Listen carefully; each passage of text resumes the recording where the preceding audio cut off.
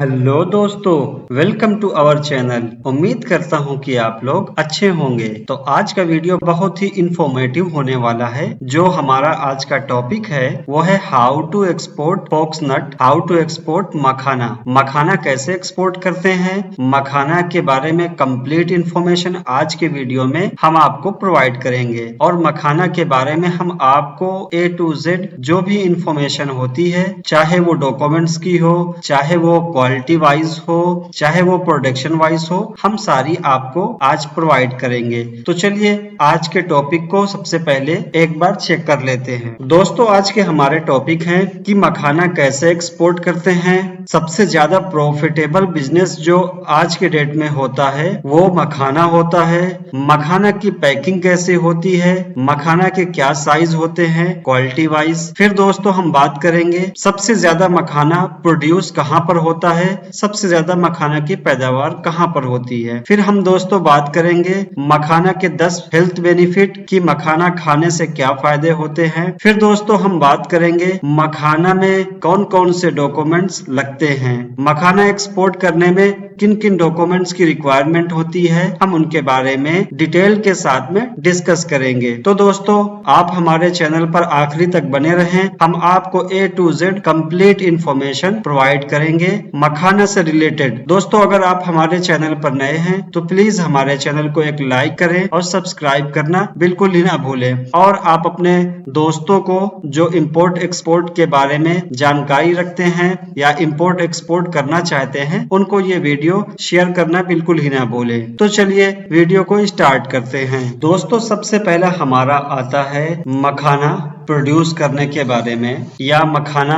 की डिमांड के बारे में। दोस्तों जैसा कि आप जानते हैं इंडिया लार्जेस्ट एक्सपोर्टर है, लार्जेस्ट प्रोड्यूसर है मखाना एक्सपोर्ट करने में और मखाना को पैदा करने में। मखाना की क्रॉपिंग जो है हमारे इंडिया में सबसे ज्यादा होती है, जिसमें से 90% सिर्फ बिहार प्रोड्यूस करता है। तो दोस्तों यहाँ पर बात कर लेते हैं प्रोडक्ट की डिमांड किन किन कंट्रीज में सबसे ज्यादा है। मोस्टली दोस्तों इस प्रोडक्ट की डिमांड चाइना में है, यूएसए में सबसे ज्यादा एक्सपोर्ट होता है, इराक है, जापान है, यूएई है, गल्फ कंट्रीज हैं जैसे सऊदी है, कतर कुवैत है, बहरीन है, या यूरोपियन कंट्रीज हैं जैसे फ्रांस है, यूके है, जर्मनी है, स्पेन है। दोस्तों इन सब कंट्रीज में मखाना की बहुत ज्यादा डिमांड है और बहुत ज्यादा एक्सपोर्ट हो रहा है। दोस्तों अब हम बात करेंगे इसका सबसे ज्यादा प्रोडक्शन कहाँ पर होता है, इसकी सबसे ज्यादा क्रॉपिंग कहाँ पर होती है। तो दोस्तों हमारा 90% मखाना जो है वो बिहार में होता है, बिहार के नॉर्दर्न पार्ट में होता है। जैसे हमारा मधुबनी हो गया,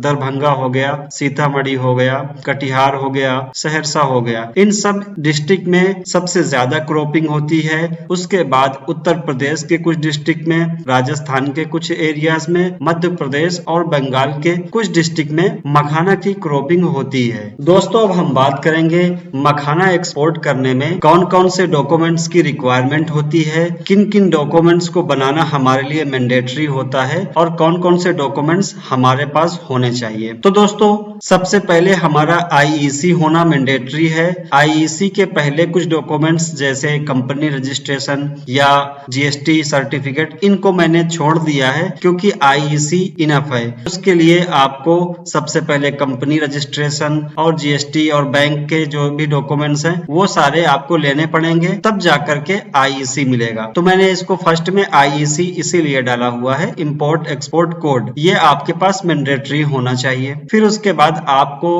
अपनी कमर्शियल इनवॉइस रेज करनी है, बनानी है, पैकिंग लिस्ट बनानी है। उसके बाद आपको फाइटो सैनिटरी सर्टिफिकेट बनाना है और फुमिगेशन सर्टिफिकेट बनाना है। दोस्तों इसके बाद आता है सर्टिफिकेट ऑफ ओरिजिन, ये मैंडेटरी डॉक्यूमेंट्स हैं। उसके बाद हमारा आता है अपेडा में, क्योंकि आरसीएमसी भी हमारे लिए मैंडेटरी होती है, तो हमारा मखाना प्रोडक्ट ये अपेडा के अंडर में आता है, तो अपेडा हमारे लिए मैंडेटरी होगा आरसीएमसी। फिर उसके बाद हमारा फसाई का लाइसेंस मैंडेटरी होगा। फसाई के लाइसेंस में आपको central licence only for export लेना पड़ेगा।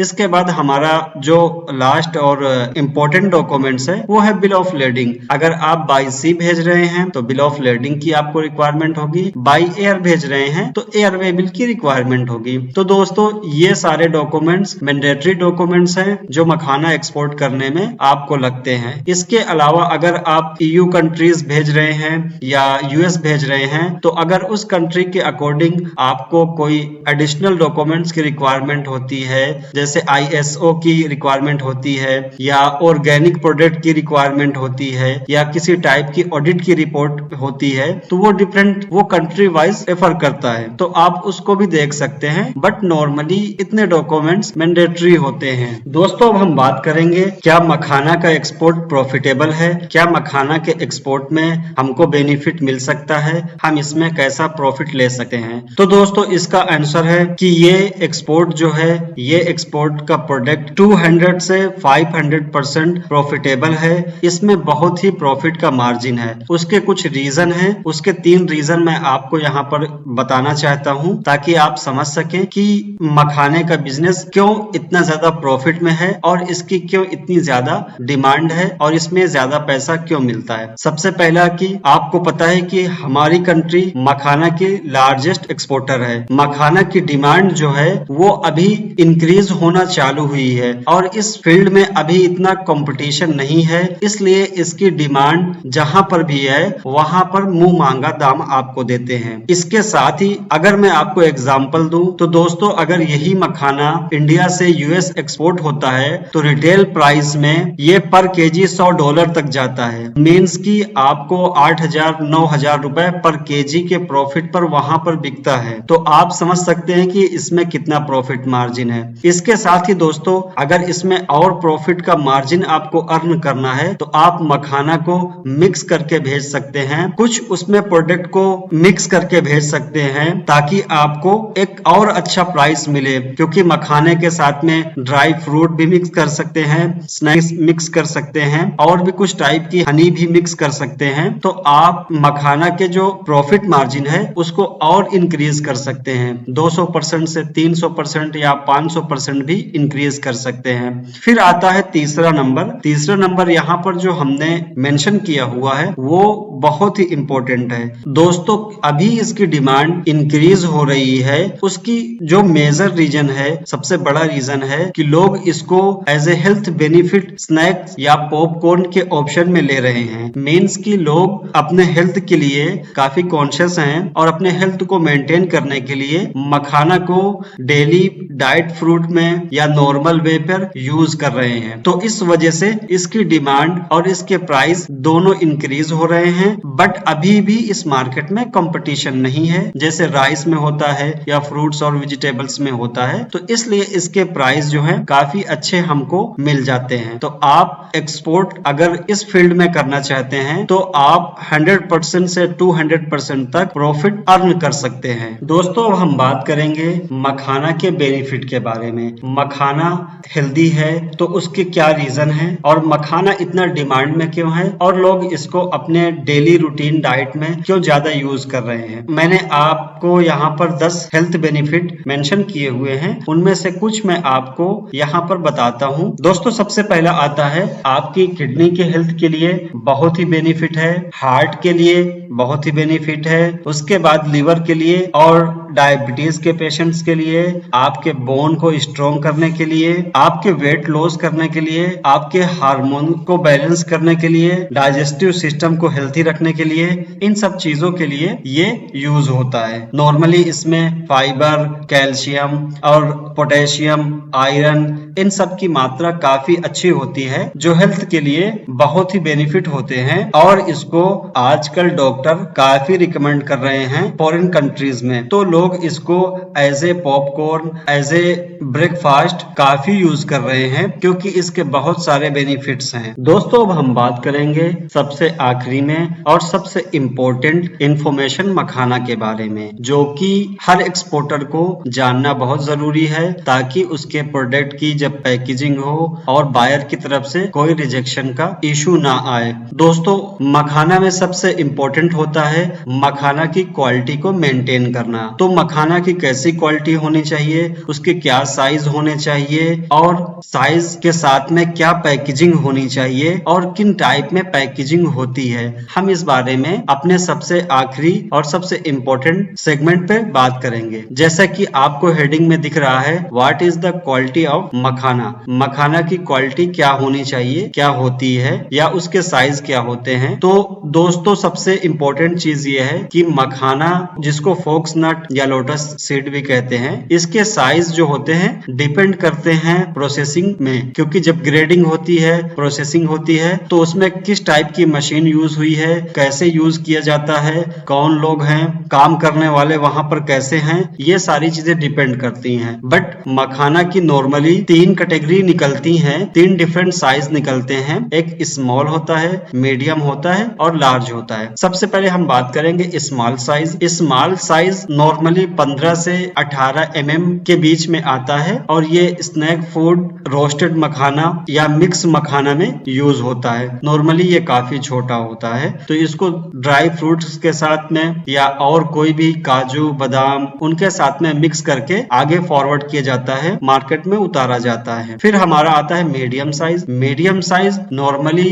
18 से 20 mm के बीच में इसका साइज होता है, इसकी ग्रेडिंग होती है। नॉर्मली ये लोकल में भी यूज होता है और एक्सपोर्ट भी होता है, ये हर चीज में यूज हो जाता है। फिर हमारा आता है लार्ज साइज। दोस्तों, लार्ज साइज और मीडियम साइज ये दोनों प्रोडक्ट काफी एक्सपोर्ट होते हैं और डिपेंड करते हैं कि किस चीज के यूज के लिए है। नॉर्मली अगर मैं कहूं कि सिर्फ मखाना नॉर्मल यूज के लिए है तो लोग लार्ज साइज मंगाते हैं। अगर मीडियम साइज को कहूं तो वो किसी प्रोडक्ट के साथ में यूज करके आगे फॉरवर्ड करते हैं, मिक्सअप करते हैं। तो लार्ज साइज जो होता है उसका जो mm होता है 20 से 25 mm के बीच में या उससे ज्यादा होता है। नॉर्मली ये जो बड़ा मखाना होता है, लार्ज साइज जो होता है, ये लोग फेस्टिवल में या आयुर्वेदिक प्रोडक्ट में या शादी या फिर मिठाई में नॉर्मली यूज करते हैं। दोस्तों, अब हम बात करेंगे मखाना की पैकिंग कैसे होती है, मखाना में किन किन टाइप की पैकिंग यूज होती है। दोस्तों, मखाना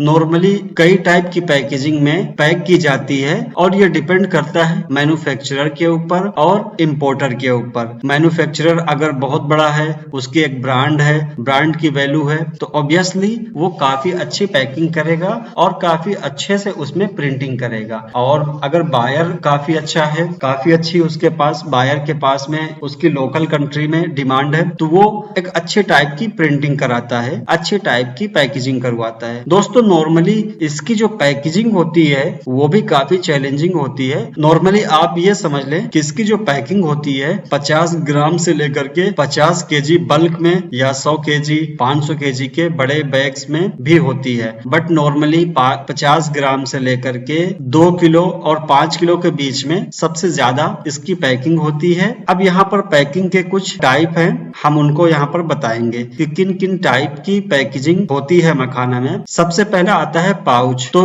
दोस्तों, जो छोटे पाउच होते हैं, जो कम वेट में होते हैं, उनको प्लास्टिक के या एल्युमिनियम के या पेपर में, कागज के पेपर में, पाउच में पैक करके, सील्ड करके एक्सपोर्ट किया जाता है या लोकल मार्केट में सेल किया जाता है। दोस्तों, फिर इसके बाद आता है जार्स। जार का मतलब ये होता है कि कांच के होते हैं वो, या प्लास्टिक के होते हैं या ग्लास के होते हैं, उनमें पैक करके वैक्यूम से उसमें प्रेशर डाल करके या नॉर्मल हवा डाल करके उसको रखा जाता है ताकि मॉइस्चर मेंटेन रहे, क्योंकि मखाने में काफी इंपॉर्टेंट हो जाता है मॉइस्चर को मेंटेन करना। फिर इसके बाद दोस्तों आता है टीन। टीन जो हमारा आता है, इसमें भी काफी पैकिंग होती है टीन में। दोस्तों, फिर इसके बाद आता है बल्क पैक। बल्क पैक का मतलब है कि 100 किलो के बैग में या 500 kg के बड़े बैग में या उससे भी किसी बड़े पैकिंग के स्टैंडर्ड में पैक होता है, जो कि बल्क पैकिंग कहलाता है। दोस्तों, एक बात आप ध्यान रखें कि ये जो भी साइज हैं, जो भी चीजें मैंने यहाँ पर मेंशन की हुई हैं, ये सारी चीजें डिपेंड करती हैं प्रोसेसिंग प्लांट की।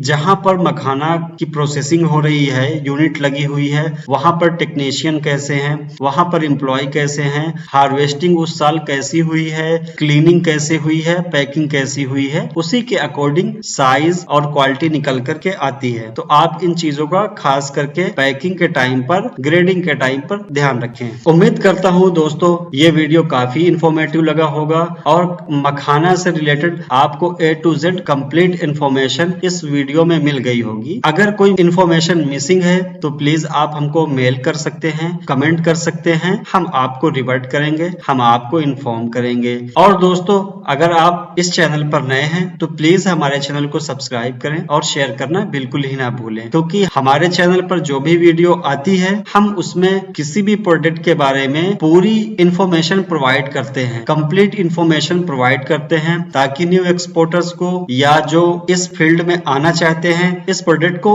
एक्सपोर्ट करना चाहते हैं, उनके लिए इजी हो, उनके लिए परेशानी ना हो। तो दोस्तों हमारे चैनल को सब्सक्राइब करना ना भूलें। Thank you for watching this channel.